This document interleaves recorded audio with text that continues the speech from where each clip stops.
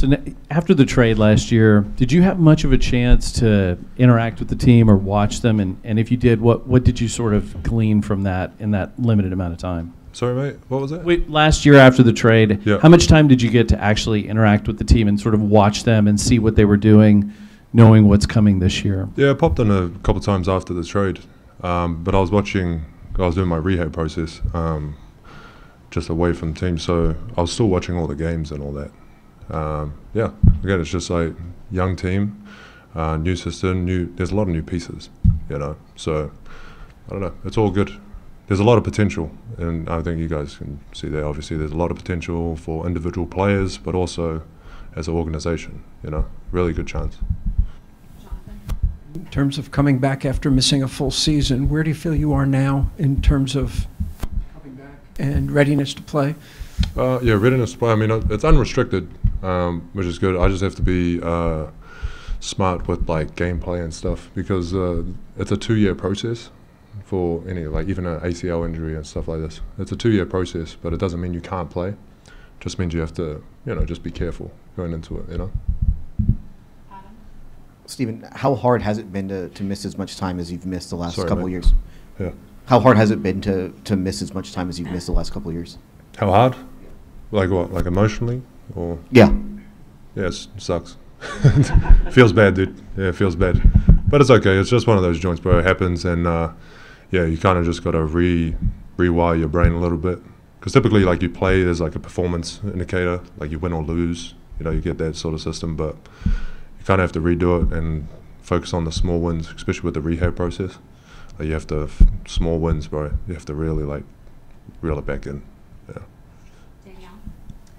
Stephen, what are some things that you noticed about the Rockets last season, that the way that they play, that stuck out to you, and where do you think you're going to be able to make the most impact? I'm not sure. It's hard to say where I'll make the most impact. But again, like, they're a very talented team, and like they've shown, like, especially I think towards the end of the season, the pace that they were playing at was very high, and I thought it was very. I think that seemed like a very good.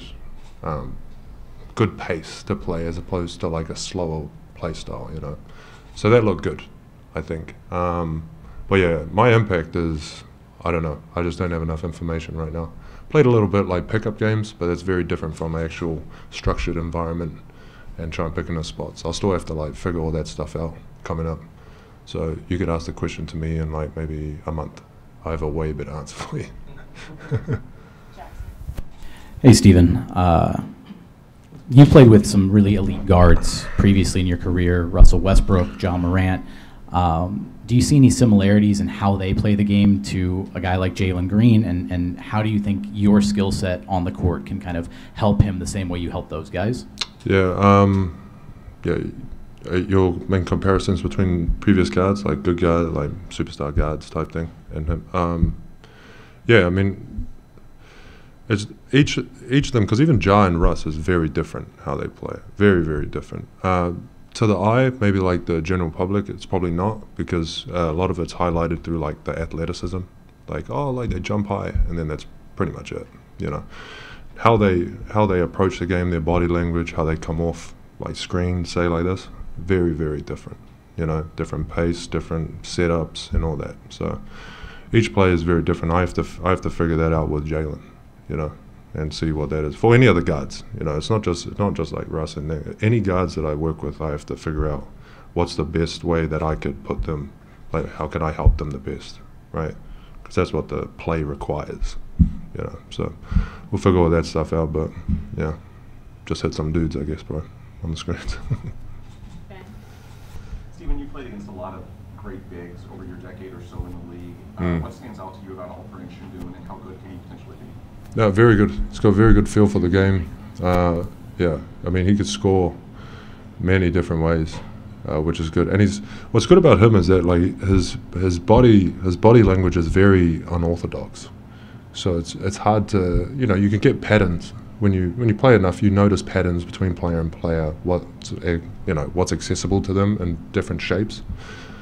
Yeah, it's hard to read him because it's like he could be in a very awkward position, but it's actually a really good position for him. But for your processing as a defender, you'll think it's not.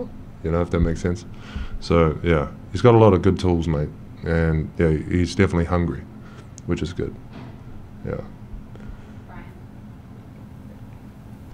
You talked about your role earlier, and I guess I'll piggyback off of asking about Alper and Şengün. What have you got with the coaching staff, and what is it that they want you to be able to teach him every day in practice that he can apply in the game?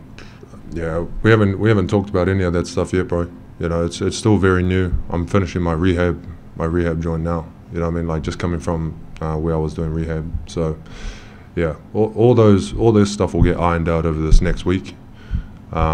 For everyone, kind of like what they see and Şengün. I have like a somewhat of an idea, but that's without knowing what the system is in place, like really understanding it. You know what I mean? All I got is like kind of I know and that, you know. So I need more information, which I'll get. Year in and year out, you're one of the top players in the league when it comes screen to assist. How much pride do you take in that, and how do you think that will help the Rockets this year, you know, helping players get open? Yeah, what was it, bro? Screen assist. A screen assist? Yes. Yeah. Yeah, you guys looking at that now? Dope, dude. Nice, dude. Yeah, nice. And what, like, how's it going to help the boys and what I do? Yeah, I mean, it's just another part of the game, and I guess it's being highlighted now. But yeah, again, any play, these things happen all the time. You know what I mean? Like it's just screens and all that. I just go for try to get the best execution for what's on the play at the time, and that's all I try and focus on. And yeah, that's what the play requires. You know, I don't know if that answers your question. It's pretty lame, but make it sound good, dude. Like misquote it. Make me sound good, dude. Can you tell us how long have you been in Houston? What do you think about the city, and how do you feel about being a part of the Rockets organization? Yeah, no, I'm definitely excited. I'm definitely excited to be a part of the organization.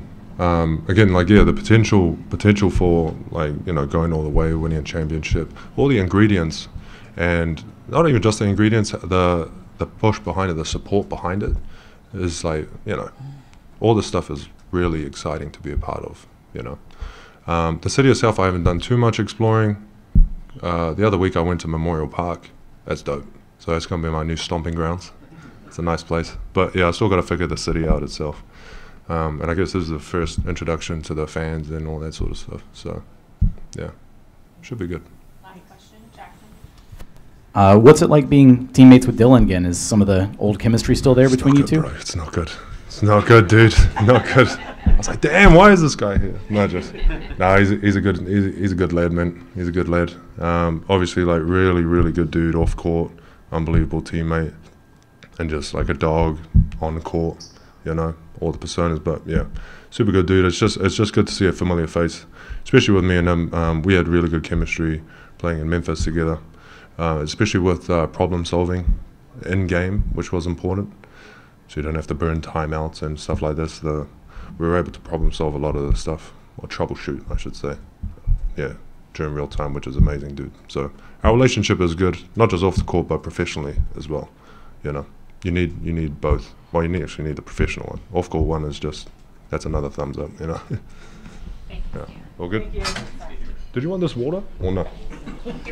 No, just leave it.